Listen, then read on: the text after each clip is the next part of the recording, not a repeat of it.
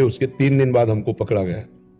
खोजबीन सब शुरू हुई तो 3 दिन बाद पकड़ा गया कि एक गोरा लड़का है वहां जंगल में देवी के मंदिर में रह रहा है।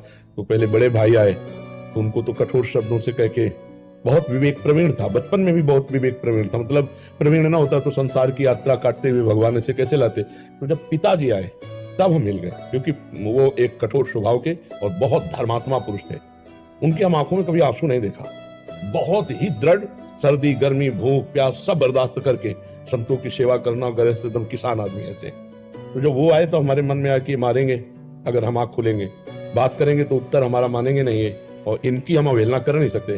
तो आंख मूंद के बैठ गए। जो देखा पिताजी आ रहे तो आंख मूंद के बैठ। वो नजदीक आए अपने स्वभावश, उठ खड़ा हो, नहीं खड़े, खड़ा हो, नहीं खड़े।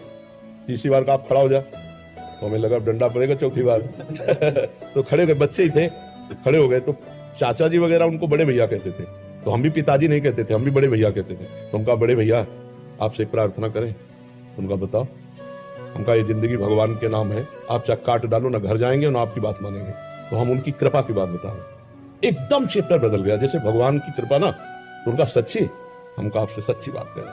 घर नहीं जाओगे करना, कभी जिंदगी में ब्याह नहीं करोगे करना।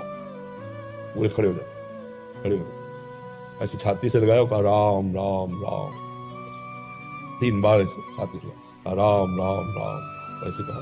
तो कहा जाओ, अगर ऊसर में भी बैठोगे तो फूलों की वर्षा हो। जाओ, जिंदगी में कभी तुम्हारा कोई बाल बांका नहीं कर सकता। पर एक बात ध्यान रखना, अगर आप बाबाजी बनते हो तो हमारा आशीर्वाद, ऊसर में भी बैठोगे तो फूल बरसेंगे, और जिंदगी में कोई बाल बांका तुम्हारा नहीं कर सकता। और अगर कहीं किसी की बहन बेटी देखी तो फिर तो हमका जिंदगी में आप इस बात को कभी नहीं सुनोगे। वो तो पधार गए, कई वर्ष हो गए उनको पधारे हुए, पर उनका आशीर्वाद, माता पिता का